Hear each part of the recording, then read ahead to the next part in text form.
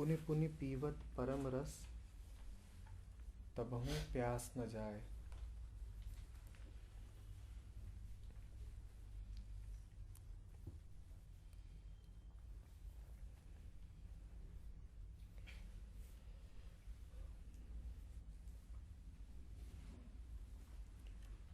धरणीदास के वचन है।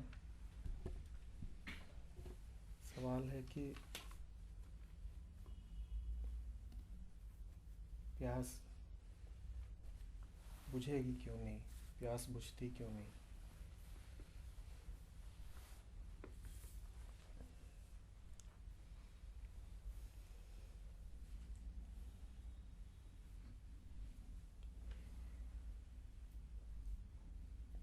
प्रेम अनंत है। अनंत का क्या अर्थ है? अनंत का अर्थ है कि उसकी कोई सीमा कभी आएगी ही नहीं, उसके चरम पर कभी पहुंचोगे ही नहीं। उसको जितना पाओगे कम पड़ेगा। प्यास बनी ही रहनी है। अनंतता का यही अर्थ है कि जब शिखर पर पहुंचोगे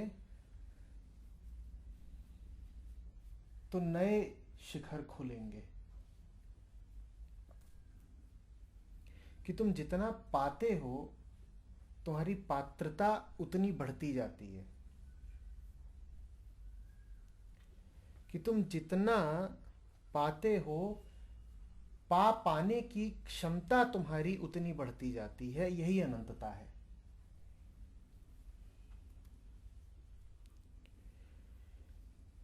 मन में ये छवि बिल्कुल मत बनाइएगा कि परम कोई वस्तु है जिसे पा लिया और बात खत्म, कहानी खत्म। कहानी कभी खत्म नहीं होती। एक बार मैंने आपसे कहा था कि realization is not an end, it is a continuous beginning. कहानी कभी खत्म नहीं होती। हाँ, चूंकि हम वस्तुओं को ही देखने के आदी हैं, मन वस्तुलीन रहता है, भाषा वस्तु परक है, तो इसीलिए हम जब सत्य की, प्रेम की, परम की भी चर्चा करते हैं तो वहाँ हम कुछ इस तरीके से बोलते हैं कि प्रेम पा लिया, मोक्ष हो गया, सत्य मिल गया।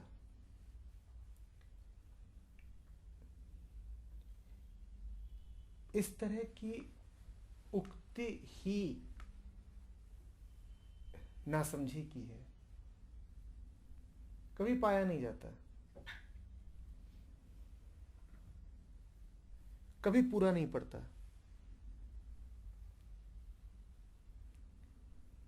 पानी से जो प्यास बुझती है वो बुझ सकती है, क्योंकि गला भी वस्तु है, पानी भी वस्तु है, और ये प्यास पूरी तरह पदार्थनिष्ठ है, ये बुझ सकती है। अनंत की प्यास कभी बुझेगी नहीं।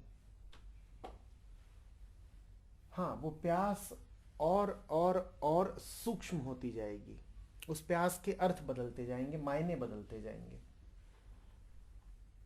मैंने आपसे कहा कि ये कभी ना सोचिएगा कि प्यास बुझ सकती है। कृपा करके दूसरे छोर पे ना कूद जाएं। ये भी मत सोचने लगिए कि आप सदा प्यासे ही रहेंगे। न मैं आपसे ये कह रहा हूं कि प्यास बुझ सकती है, न मैं ये कह रहा हूं कि आप सदा प्यासे ही रहेंगे।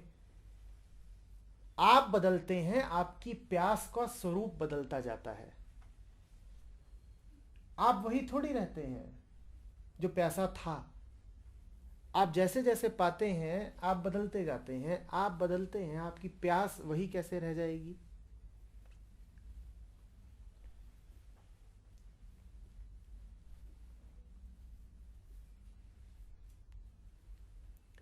गति लगातार रहती है। उपनिषद इसी को कहते हैं चरैवेति चरैवेति। चलते लगातार रहते हो, उसमें थमना कहीं नहीं है। हाँ, आपके चलने का आकार प्रकार ढंग सब बदल जाता है। चलते तो बुद्ध भी हैं, कौन सा बुद्ध कभी थम गया? और दूर से देखोगे तो ऐसा ही लगेगा कि जैसे एक साधारण आदमी चलता है वैसे ही बुद्ध चल रहे हैं।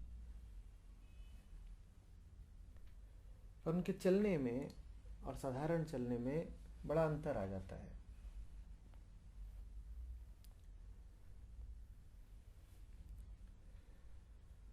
तुम भी बोलोगे, चलोगे, गति करोगे, सब कुछ रहेगा। गति करने वाला बदल चुका होगा। जब ऐसा होता है तो गति की दिशा, गति की लयात्मकता सब बदले हुए होते हैं।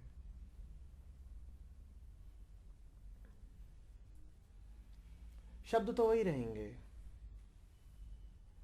सोचेगा मन ही, प्रकट शब्दों से ही करोगे। कर्म शरीर के ही माध्यम से होंगे। पर ये सब जहां से उद्भूत होते हैं वो केंद्र बदलता रहेगा।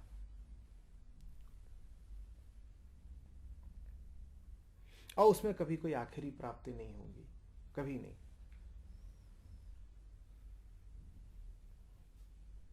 इसीलिए आप देखेंगे कि संतों के वचन हमेशा दो प्रकार के होते हैं। आपको हैरत होती होगी, कभी तो गाते हैं कि पा लिया पा लिया, और फिर उतनी ही कशिश से वो कहते हैं कि विरह है।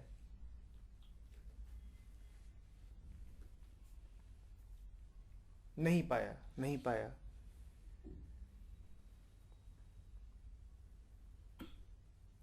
बात विरोधाभासी लगेगी, विरोधाभासी बिल्कुल भी नहीं है।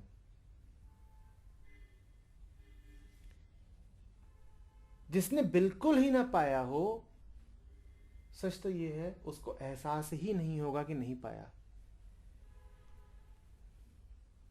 जो जितना पाता है उसको पाने की प्यास और बढ़ती है, उसको अपनी अपूर्णता और स्पष्ट दिखाई देती है। तो संत से ज्यादा तीव्रता से इस पीड़ा को कोई अनुभव नहीं करता है कि नहीं पाया। आप कहेंगे अजीब बात है, संत गा रहा है नहीं पाया, आम आदमी गाए तो गाए, और अगर संत ने भी नहीं पाया तो फिर हमारे लिए क्या उम्मीद है? ये बड़ी सूक्ष्म बात है, बड़ी मजेदार बात है, इसको समझना पड़ेगा। ये जानने में कि नहीं जाना बड़ा आनंद है, और उससे भी ज्यादा आनंद है ये जानने में कि जाना जा नहीं सकता।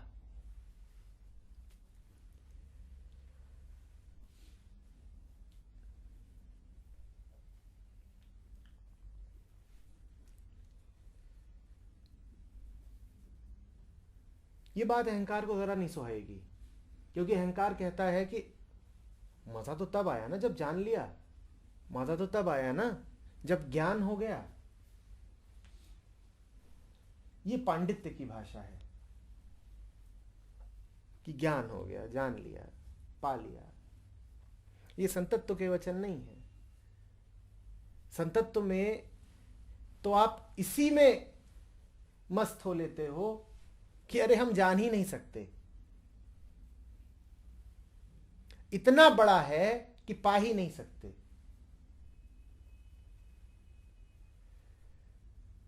अपनी नाकामी में कामयाबी का जश्न मना लेते हो।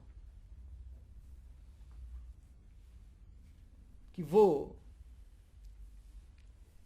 जो परम है, जो पिता है, जो पिया है, वो इतना बड़ा है कि कभी उसको पा नहीं पाएंगे, पूरा ही नहीं पड़ेगा।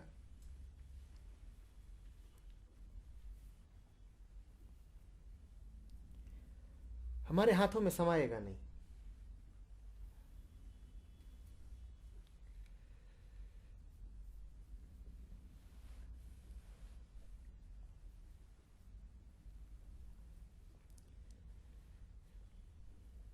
प्रिया ने सवाल पूछा और मुझे लगता है प्रिया ने ही कुछ दिन पहले तो 3 बड़ी खूबसूरत पंक्तियां भेजी थी।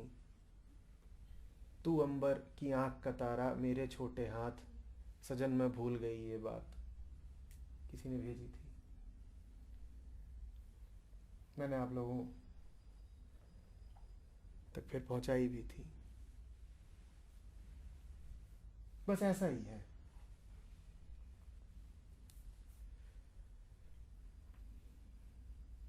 तू अंबर की आंख का तारा, मेरे छोटे हाथ, सजन मैं भूल गई ये बात।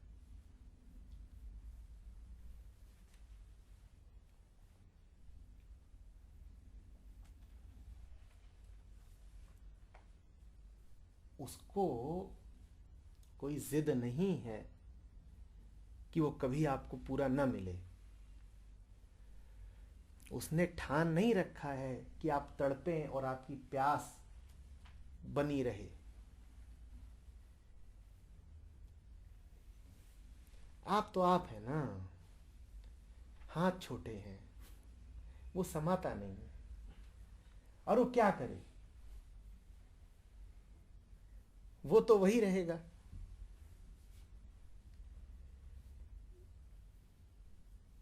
और आपने भी तय कर रखा है कि आप ही रहेंगे।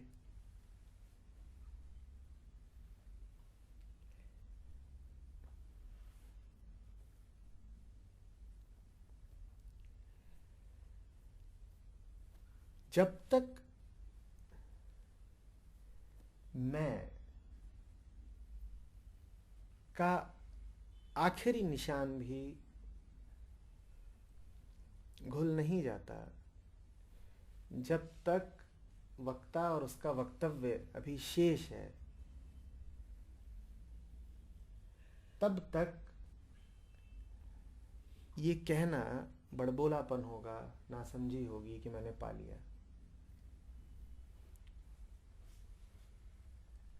यही कारण है कि कई धार्मिक परंपराओं में अहम ब्रह्मास्मि जैसे वाक्यों पर रोक है, क्योंकि तुम्हारा अहम ब्रह्मास्मि कहना शोभा देता नहीं है।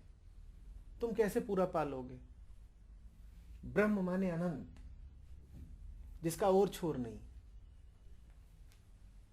और अहम माने छोटा, क्षुद्र, सीमित।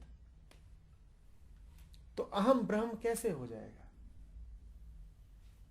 अहम को ब्रह्म होने के लिए तो आत्मरूप होना पड़ेगा। आत्मा ब्रह्म हो सकती है, अयम आत्मा ब्रह्म,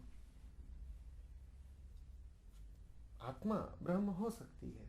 पर जब आप कहते हो अहम ब्रह्मास्मि, तो अहम को पहले आत्मा होना पड़ेगा। और आपका अहम जुड़ा हुआ है 50 और चीजों से, शरीर से, देह से, मन से, धारणाओं से।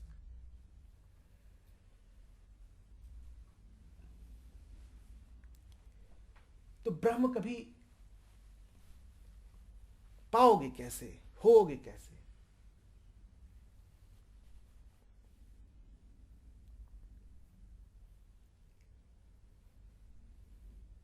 तो उचित ही है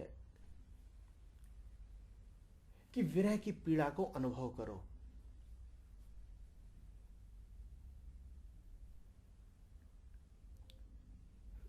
संत प्यार के, इंतजार के, मनोहार के गीत गाता है, लगातार द्वार खुले रखता है कि तुम आओ।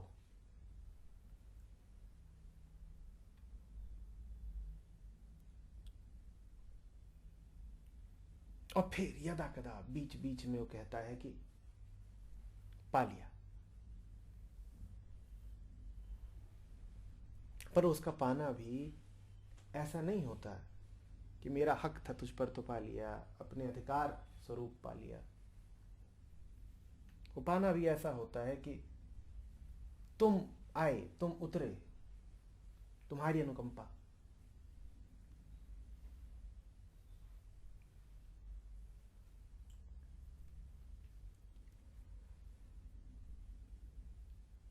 मैं दोहरा रहा हूं, जितना पाते जाओगे उतना अपने सूनेपन का एहसास बढ़ता जाएगा।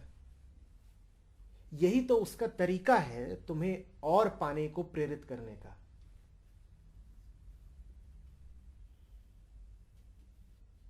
वो जिस पर कृपा करता है उसे प्यास देता है, उसे दुख देता है, उसे विरह की पीड़ा देता है।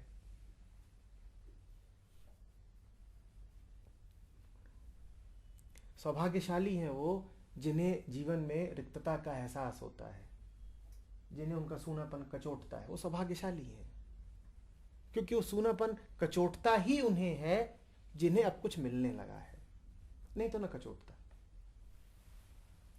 दुनिया भरी हुई है ऐसे लोगों से जिन्हें ये लगता ही नहीं कि कोई कमी है। आप उनसे आकर के पूछिए कि हाँ भाई, कोई दिक्कत, कोई तकलीफ? कोई तकलीफ नहीं, सब बढ़िया है, बिस्तर मुलायम है, चादर साफ है, बगल में खाने को रखा है, घर में उपकरण है, गैजेट हैं, सुख सुविधाएं हैं, कोई तकलीफ नहीं।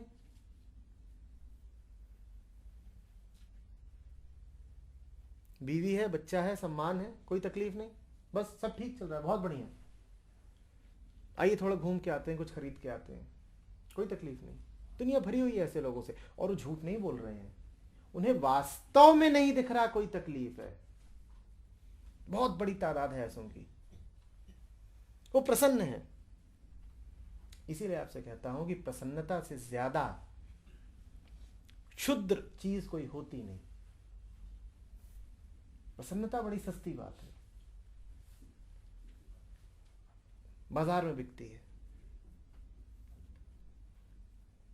खरीदी जा सकती है, बिल्कुल खरीदी जा सकती है। जो लोग कहते हैं कि पैसा खुशी नहीं खरीद सकता, उन्होंने कभी बाजार जाकर के देखा नहीं। खुशियां बिक रही हैं, पैसे से ही तो बिक रही हैं। धन्य भागी हैं वो जिन्हें बाजार अब सुहाता नहीं। धन्य भागी हैं वो जिन्हें जो चाहिए वो बाजार में मिलता नहीं।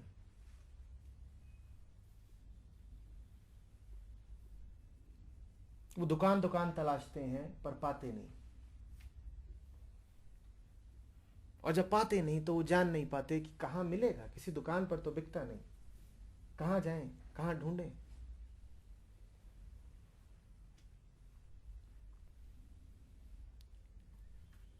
और जितना उन्हें दिखता जाता है किसी दुकान पर मिलता नहीं, उतना ही उनके भीतर आनंद भी जागृत होता जाता है।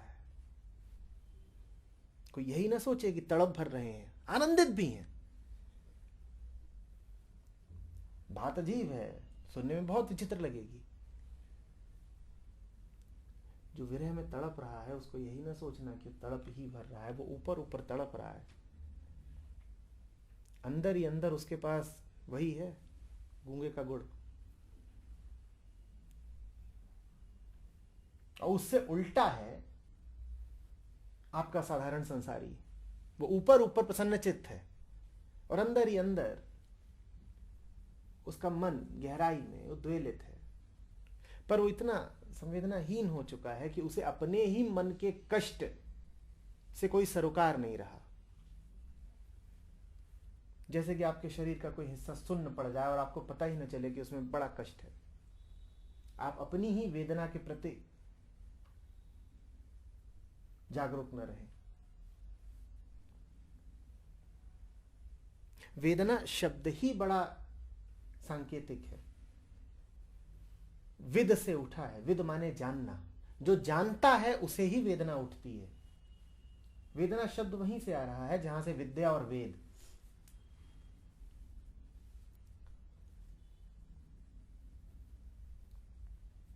वेदना का शुद्ध अर्थ जानना है, और जानने के साथ पीड़ा उठती है। कौन सा जानना? ज्ञान वाला जानना नहीं, बोध, विद्या, वेद, बोध। जहां बोध है वहां पीड़ा रहेगी। एक बुद्ध के लिए सारे संसार का दुख उसका अपना दुख है। वो उस पूरे दुख से अनछुआ भी है, लेकिन फिर भी वो पूरा दुख उसने अपने ऊपर ले लिया है। यही वेदना है। और वेदना का सहज प्रतिफल होता है करुणा।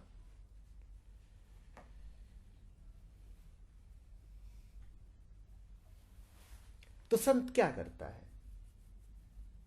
संत जानता है, संत के पास बोध है, संत के पास विरह है, वेदना, और है संत के पास करुणा।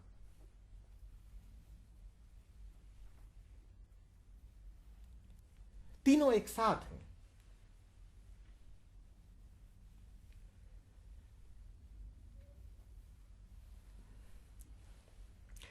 तीनों के मूल में भूलिएगा नहीं, बोध बैठा है। विद्या, समझना, जानना, या यूं कहिए पाना। पाया है, मगन है, आनंदित है, और पाएगा। इसी का नाम विरह है। मैं इस बात को ऐसे भी कह सकता हूं कि योग जितना गहराता है, वियोग की प्रतीति भी उतनी बढ़ती है। बिना योग के वियोग नहीं है।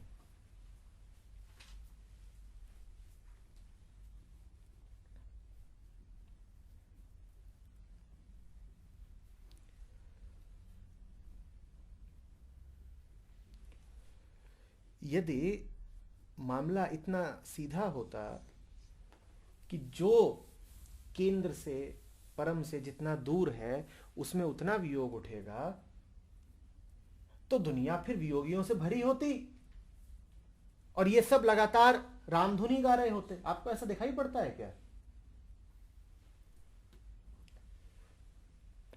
एक तथ्य तो ये है कि आपके आसपास जितने भी आपको लोग दिखाई देते हैं, वो अपने केंद्र से बहुत बहुत छिटके हुए हैं।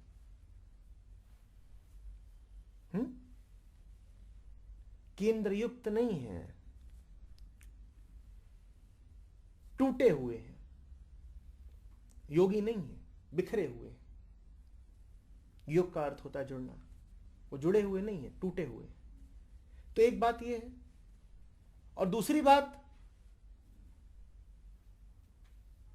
उनमें आ मिलने की कोई स्पष्ट अभीप्सा भी नहीं है। तो ऐसा बिल्कुल भी नहीं होता है कि दूर छिटके रहने से ही आप में पास आने की प्रेरणा बढ़ जाए। बिल्कुल भी नहीं। बात दूसरी है, आप जितने पास आते हैं उतनी ज्यादा पास आने की प्रेरणा बढ़ती है। क्योंकि पास आने की प्रेरणा भी आपको कौन देगा? संसार देगा क्या? जिसके पास आ रहे हो वही तो पास आने की प्रेरणा भी देगा ना। तुम्हें सिखाएगा कौन पास आना? दुनिया के जितने करीब जाते हो, दुनिया क्या सिखाती है? दुनिया तो यही सिखाती है, अपने केंद्र से दूर हो जाओ।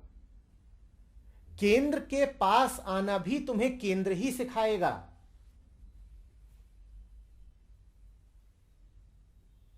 और कोई नहीं सिखा सकता, खुद नहीं जान पाओगे।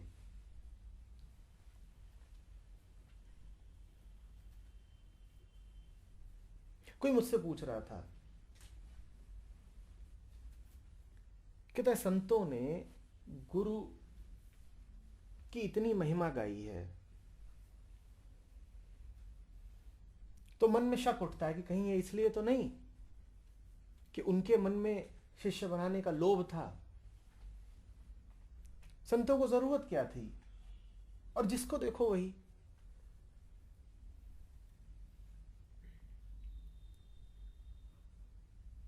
बिना किसी अपवाद के सब गुरु गुण गा रहे हैं। क्यों? मैंने कहा इसलिए क्योंकि गुरु क्या है ये भी तुम्हें सिर्फ गुरु ही बता सकता है।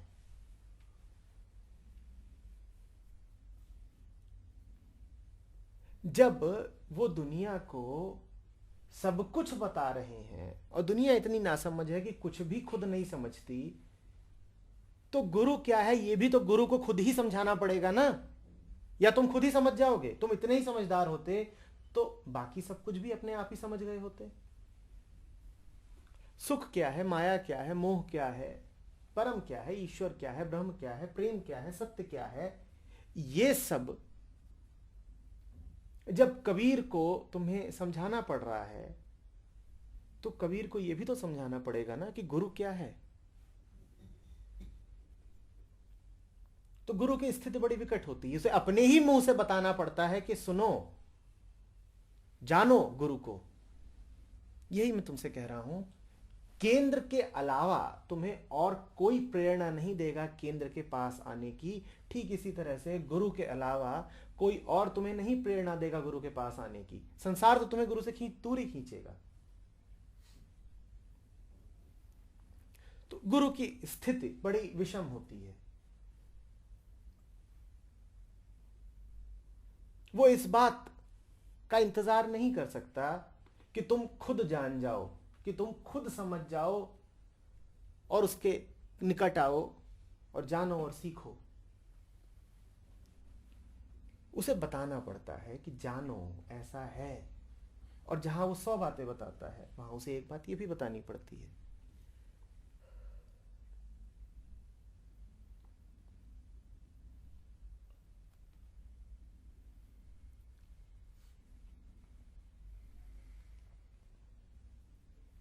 आप में से भी जो लोग इस प्रक्रिया का अनुभव कर रहे होंगे उन्होंने दोनों बातें अनुभव करी होंगी।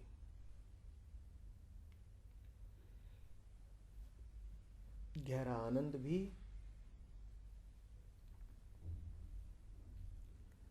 और गहरी रिक्तता भी।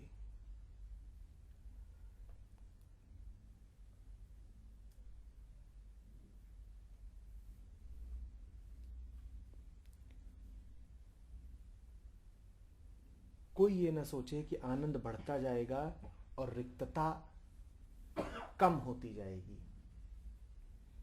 जो होता है वो बड़ा अद्भुत है। आनंद और रिक्तता एक दूसरे में विलीन होते जाते हैं। अभी आपकी स्थिति ये है कि आनंद आपको पूर्णता का एहसास देता है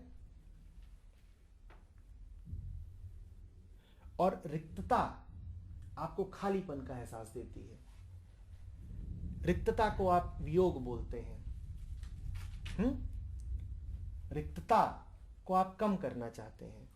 आप जैसे जैसे आगे बढ़ेंगे ये होने जा रहा है कि आनंद और रिक्तता एक दूसरे में मिलना शुरू कर देंगे, एक होते जाएंगे। उसी को उपनिषद कहते हैं पूर्ण शून्य है और शून्य पूर्ण है।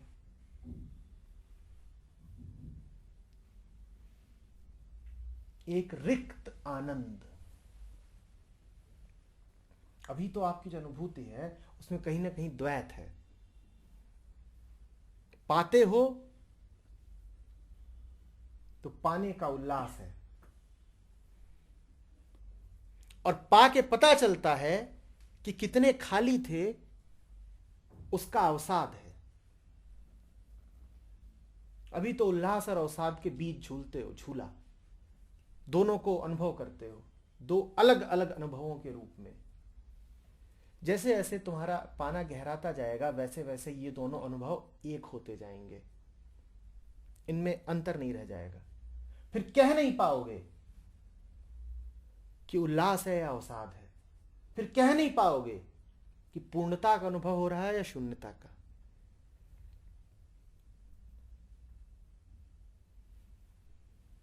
सब एक होता जाएगा।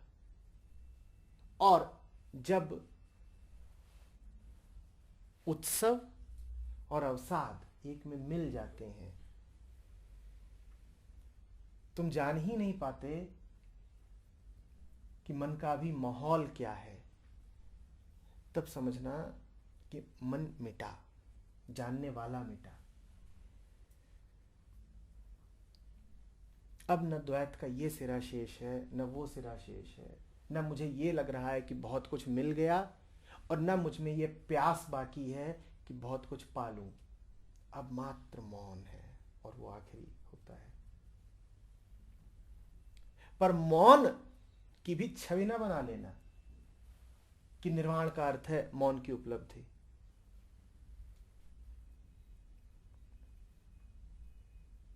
उस मौन के भी 1000 तल हैं, वो भी गहराता जाता है।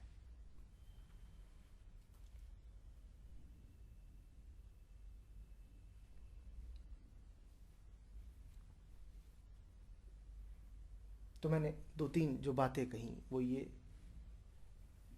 कि आम स्थिति में आम व्यक्ति को, आम मन को न योग है न वियोग है। ये हमारी साधारण स्थिति है। न योग है न वियोग है। आप सड़क पे चलते आम आदमी को देखिए, उसको न योग उपलब्ध हुआ है, इसी कारण उसे वियोग भी नहीं उपलब्ध हुआ है। उसे कोई दुख नहीं है।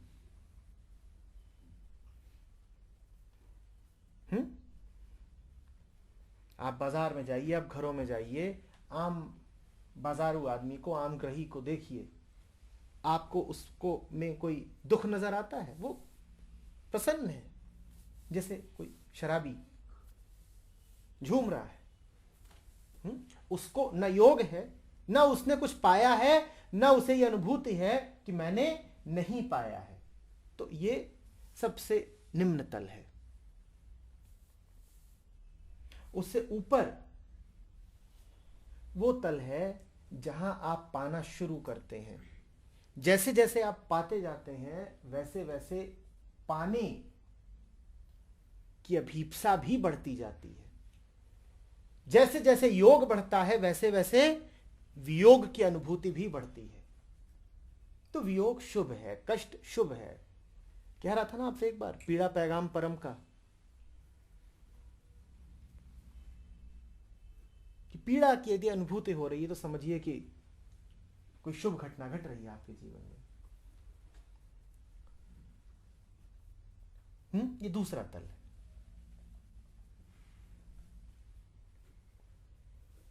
इस दूसरे तल में मिलने के गीत हैं और इंतजार की पीड़ा है। इस दूसरे तल पर वेदना शब्द उपयुक्त हो जाता है। वेदना शब्द के दोनों अर्थ प्रासंगिक हो जाते हैं। क्या दो अर्थ हैं वेदना के? पाना, बोध पाना और कष्ट पाना। वेदना के दोनों अर्थ हैं, बोध और कष्ट।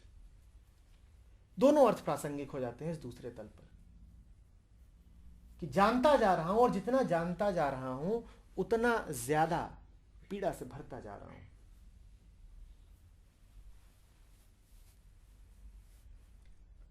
जैसे जैसे जानना बढ़ता है वैसे वैसे इस कष्ट का स्वरूप बदलता है, सूक्ष्म होता है।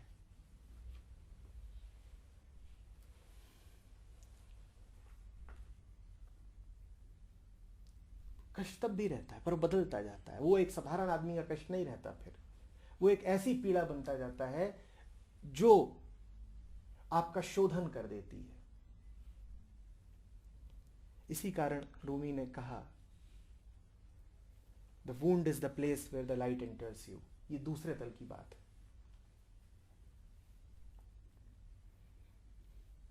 इसी कारण सदा से धर्मों ने ये पाया कि दुख में एक गरिमा है जो सुख में नहीं है।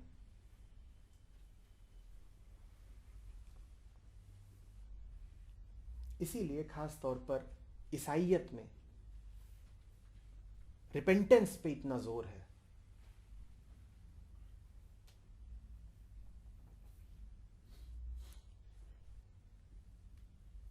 कि जो दुख भोग रहे हैं वो कहीं ना कहीं अपने पाप धो रहे हैं। वो बात वही है कि जिसको वेदना है उसे वेदना भी है। कि वेदना यानी जानना मात्र उसके लिए है जिसे वेदना यानी पीड़ा है। वेदना यानी जानना सिर्फ उसके लिए है जिसे वेदना यानी पीड़ा है।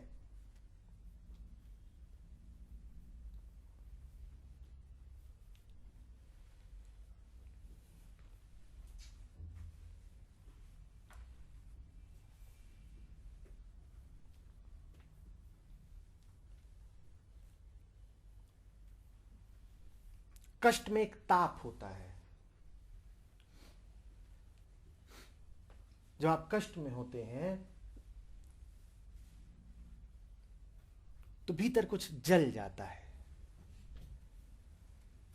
कष्ट के ही ताप को फिर तपस्या कहा गया है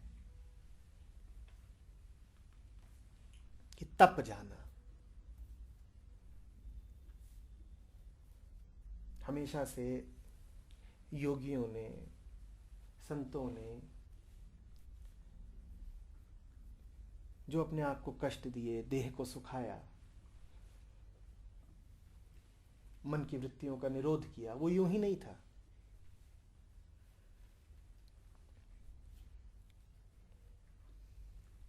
कष्ट शोधन करता है और जितना ज्यादा आप सुख में होते हैं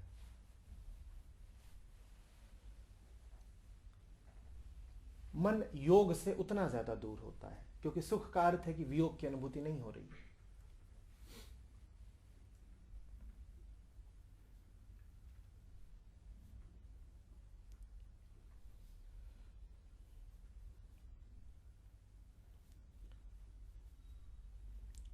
ईसाइयत खास तौर पे बार बार कहती है कि जलो पश्चाताप की अग्नि में, पछतावे की पीड़ा में जलो। ये तुम्हारा जलना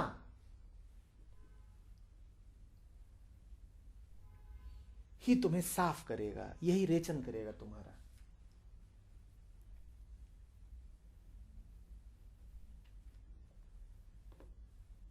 भारत की भाषा में कहें तो ये होगा कि तुम दुख भुगत कर अपना कर्मफल काट रहे हो,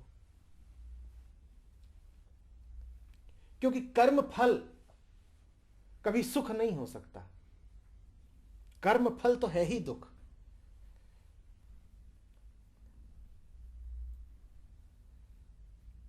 कर्मफल सुख से कभी नहीं कट सकता, कभी नहीं। सुख का तो अर्थ है कि आपने और कर्मफल पैदा कर लिया आगे के लिए।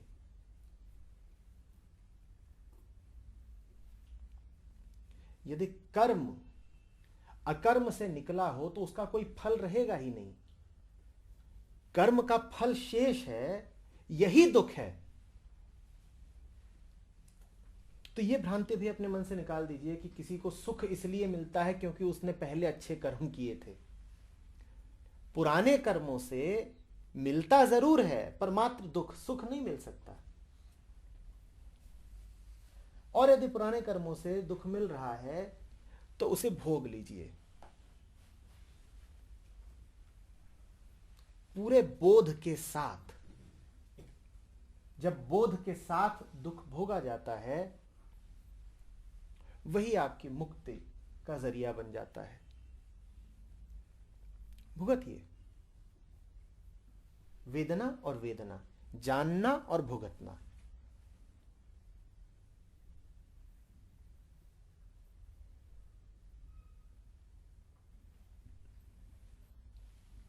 और जो आज उसको नहीं भुगत रहा, वो इतना ही कर रहा है कि उसे संग्रहित कर रहा है आगे के लिए।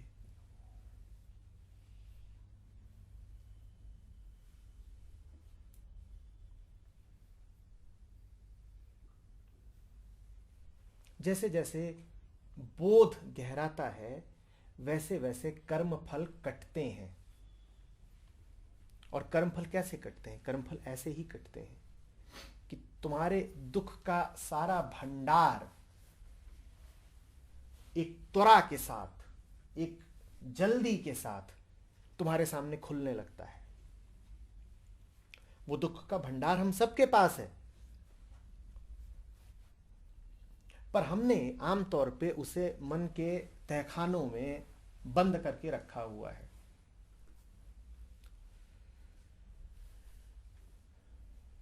और वहां वो जहर बनता रहता है और जीवन को पूरा दूषित करता रहता है, क्योंकि है तो मन में ही ना, कहीं और तो नहीं है, मन में ही मौजूद है। संत मन के उस तहखाने तक पहुंच जाता है और दुख के उस भंडार को खोल देता है। बोध का अर्थ ही है गहरे जाना, और मन में जब गहरे उतरोगे तो वहां दुख ही दुख दिखाई देगा, और कुछ नहीं है वहां पर। हम सब और क्या है? दुख का फल है, और क्या है?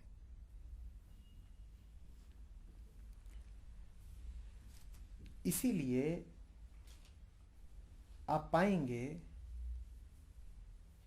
कि माया को और संसार को संतों ने ही ठुकराया है और दुष्ट कहा है और पाप कहा है। गृहस्थों ने और संसारियों ने नहीं कहा है। इसका कारण है क्योंकि संसार से दुख अनुभव ही संत करता है, गृहस्थ करता ही नहीं। तुम दुख अनुभव तो तब करोगे ना जब मन में गहरे उतरोगे, जब उस तहखाने में पहुंचोगे। संत ही है जो उतर करके उस तहखाने में पहुंचता है, वही है जिसको दुख उद्घाटित होता है। आम आदमी को तो पता भी नहीं होता कि उसने अपनी वृत्तियों में क्या क्या संचित कर रखा है। हम कहां जानते हैं? संत जानता है। इसीलिए कबीर बार बार कहते हैं कि माया तो ठगनी बड़ी। आप सड़क पे चलते आम आदमी से पूछिए तो कहेगा माया नहीं, माया कुछ नहीं। कबीर बार बार कहते हैं कि माया बहुत खतरनाक है, माया बहुत खतरनाक है, क्योंकि कबीर ने ही माया के जोर को अनुभव किया है, आम आदमी ने किया ही नहीं। कबीर गए हैं, लड़े हैं। कबीर ही तो अपने सूरमा हैं, वो गए हैं।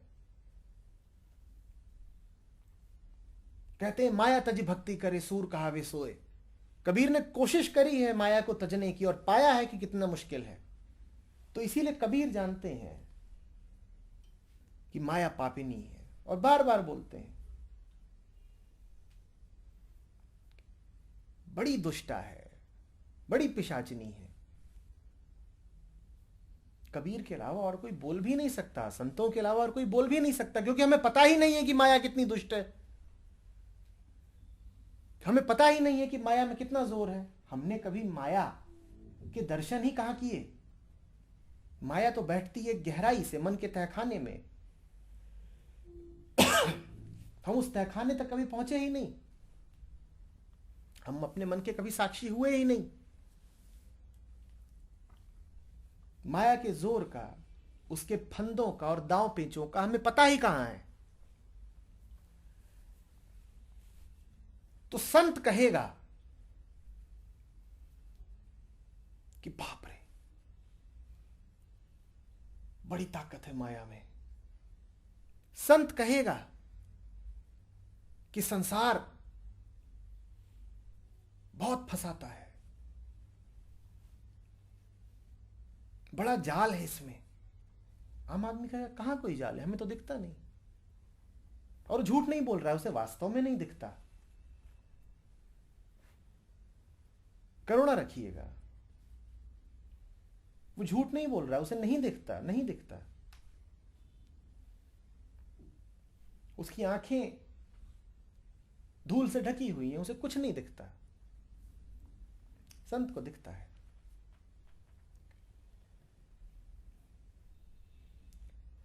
चूंकि उसे दिखता है इसीलिए उसे वेदना है। तो भूलिएगा नहीं, जैसे जैसे वेदना बढ़ेगी वैसे वैसे वेदना बढ़ेगी। ये दूसरा तल। इस तल पर दो वेदना है और दोनों द्वैत के दो सिरों की तरह अलग अलग हैं।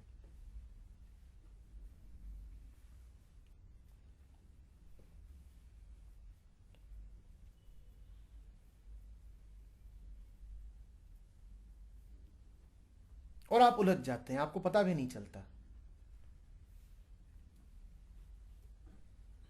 कि करें तो करें क्या, हंसें कि रोएं।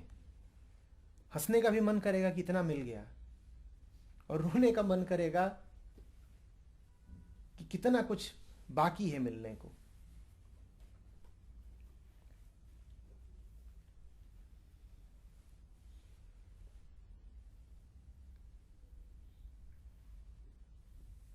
कबीर कहते हैं, रोता हूं तो जग छूटता है और हंसता हूं तो राम रिसाते हैं। तो करें तो करें क्या, और दोनों अनुभूतियां हो रही हैं। फिर ये दोनों अनुभूतियां एकाकार होने लगेंगी। अब आप पहले तल की ओर जा रहे हैं।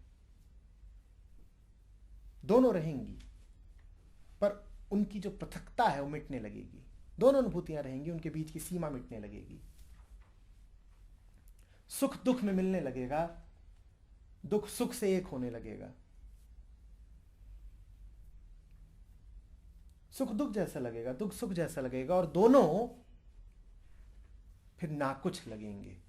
ये आनंद है, ये विशुद्ध आनंद है। पूर्ण शून्य हो रहा है, शून्य पूर्ण हो रहा है। रिक्तता में पूर्णता है, नाकुछ में सब कुछ है। अब ये प्रश्न ही महत्वहीन होने लगेगा कि कैसा लग रहा है, क्योंकि जिसको लग रहा था अब वही महत्वहीन होने लगा है।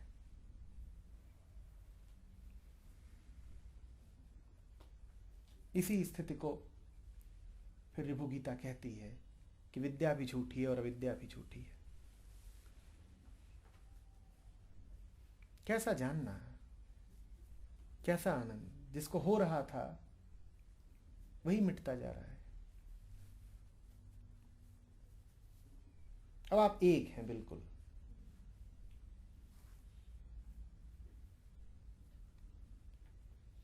योग वियोग से मिल गया है। अब आप संत से पूछेंगे कि योगी हो कि वियोगी, कुछ ना बोल पाएगा।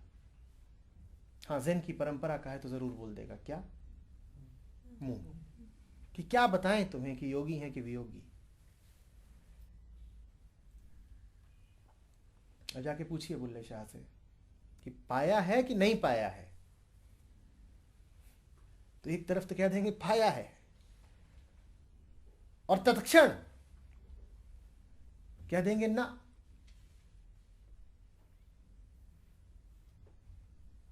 नहीं मिला है। कभी कभी आता है पिया घर और बीच में भी घड़ियाली गड़बड़ कर देता है।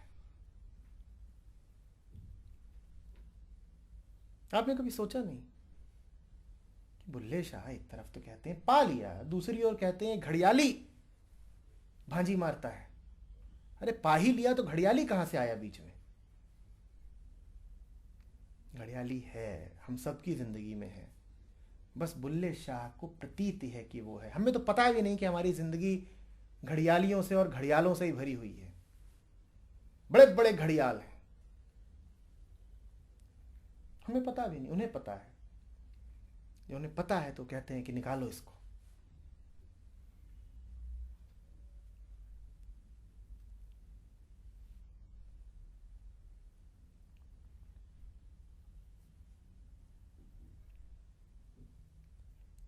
भी अद्वैत है, सुख दुख का एक हो जाना।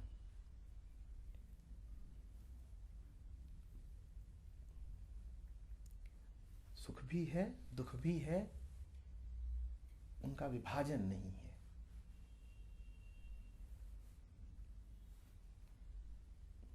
सुख भी है, दुख भी है। जब सुख है तो दुख की आकांक्षा, दुख का डर नहीं है। जब दुख है तो सुख की आकांक्षा, सुख का लोभ नहीं है। यही विभाजन है, ये नहीं है। जो है सो है, सुख में सुख है, दुख में दुख है, और इसी स्थिति को आनंद कहते हैं। दोनों एक हो गए।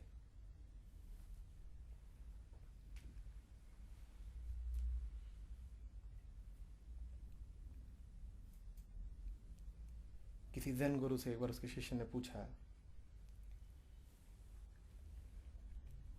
कि गर्मी बहुत लगती है और ठंड भी बहुत सताती है, क्या करें? उसने उत्तर दिया, जब गर्मी बढ़े तो गर्म हो जाओ और जब सर्दी बढ़े तो सर्द हो जाओ। यही सूत्र है। पूर्णता का पूरा पूरा एहसास और रिक्तता के भी भरे पूरे गीत। रिक्तता के उतने भरे पूरे गीत निकलेंगे ही पूर्णता से। जैसे मीरा बुलाती है कृष्ण को। मीरा कृष्ण को इतनी शिद्दत से बुलाती ही इसीलिए है क्योंकि उसके भीतर से कृष्ण ही गा रहे हैं। और कौन पुकारेगा कृष्ण को? कृष्ण को इतनी तीव्रता से कोई मीरा थोड़े ही पुकारेगी।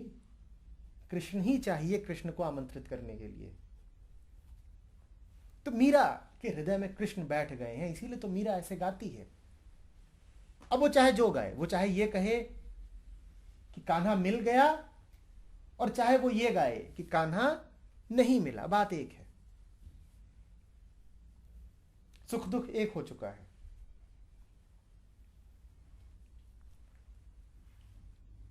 लेकिन अनुभव दोनों का है। मैं फिर कह रहा हूं,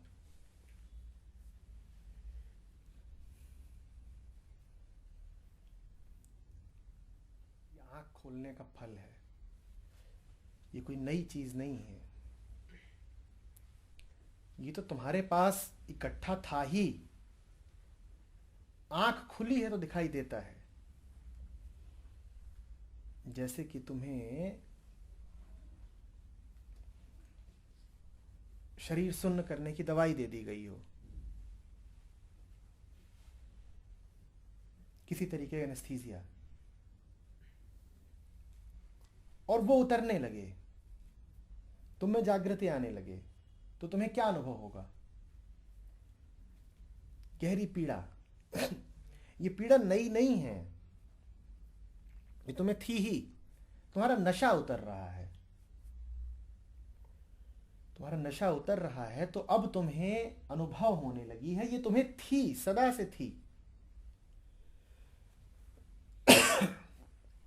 पर अनुभव अब इसलिए हो रही क्योंकि नशा उतर रहा है।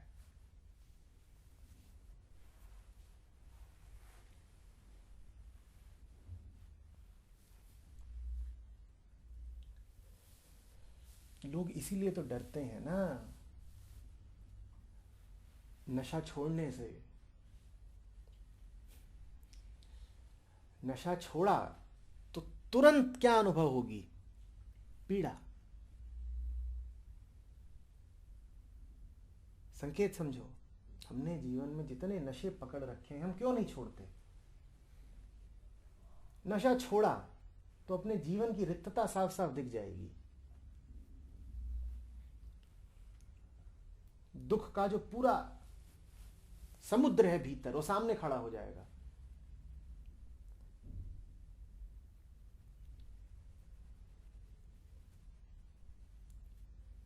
इसीलिए तो हम अकेले रहना बर्दाश्त नहीं करते। हजार तरीके के नशे हैं दुनिया में, लेकिन सबसे बड़ा जो नशा है वो नशा है दूसरे, अदर्स।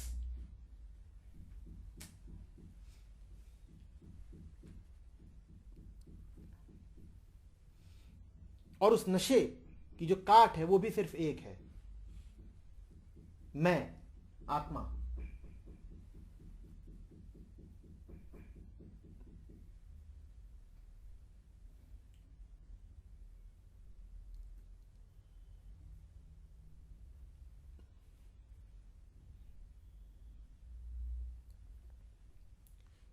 हम सब यहाँ जो बैठे हैं, हमें इंसान मत समझ लेना, हम दुख का घनीभूत रूप हैं।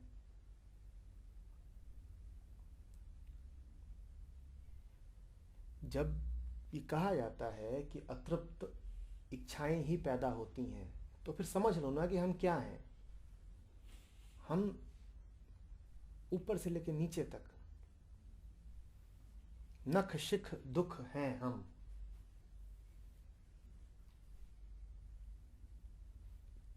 दुखी दुख है।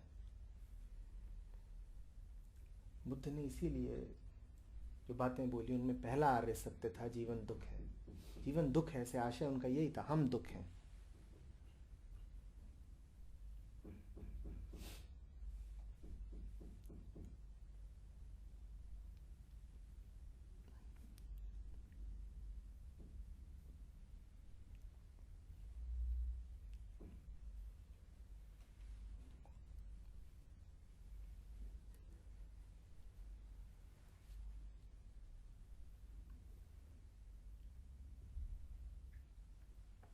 कुछ नहीं है हमारा जो दुख के केंद्र से न निकलता हो।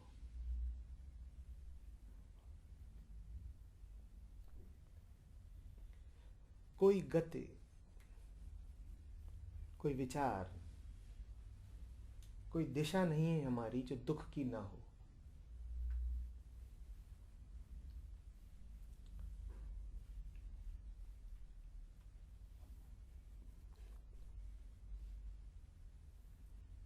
और दुख कायम रहता है दुख के अस्वीकार से।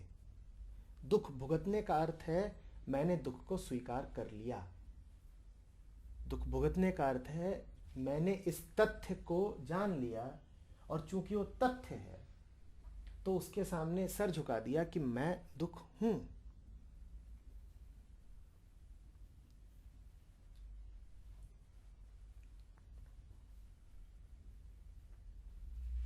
और इसी का नाम समर्पण भी है।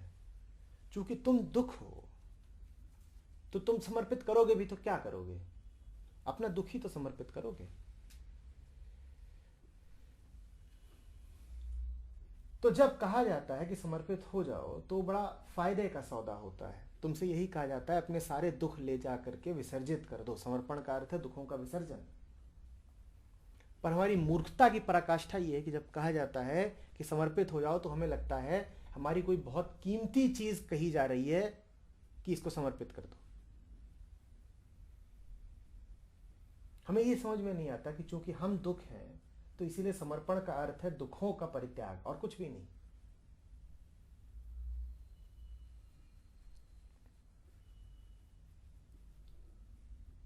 हम अपनी जेब टटोलना शुरू कर देते हैं, हमें लगता है कुछ हमारा छीना जा रहा है।